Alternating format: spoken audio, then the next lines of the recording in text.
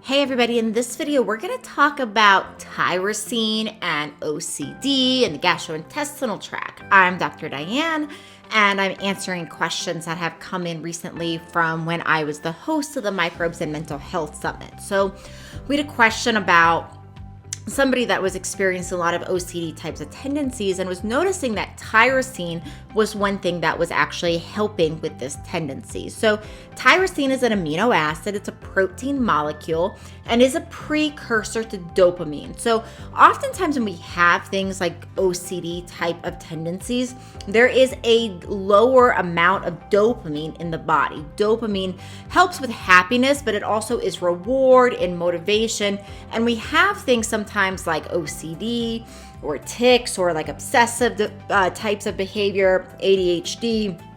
Oftentimes this can occur due to a low dopamine level in the body. So when we give a dopamine precursor, such as tyrosine, that can help restore dopamine levels. Now it's important to realize that tyrosine, which is a precursor to dopamine, will compete for absorption in the gastrointestinal tract with something called tryptophan.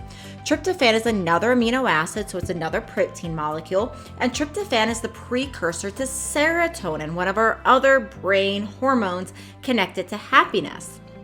Now, tyrosine and tryptophan will compete for each other, meaning if we take tyrosine to help our dopamine, we will tend to absorb less tryptophan from our food because they compete for the receptors, they compete for the absorption sites in our gastrointestinal tract. Higher amounts of tryptophan, less tyrosine, or higher amounts of tyrosine, less tryptophan gets absorbed, and vice versa.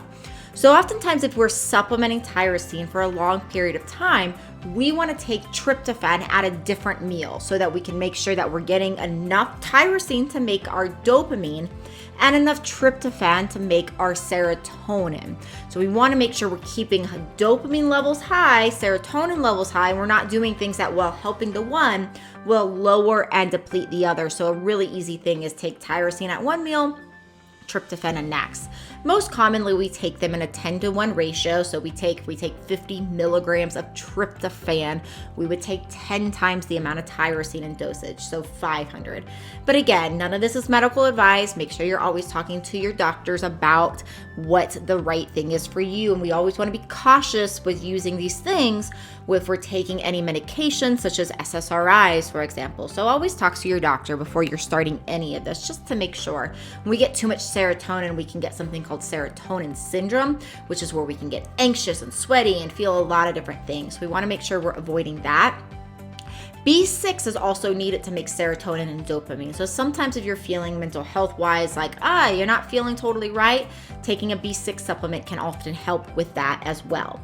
In addition, SAMe is a methyl donor. So methyls basically they're a molecule that is a carbon and 3 hydrogen. We need this carbon hydrogen molecule to make enzymes all over the body work. Literally hundreds of reactions need this molecule. Well, the creation of serotonin and dopamine also needs this carbon hydrogen molecule known as a methyl donor.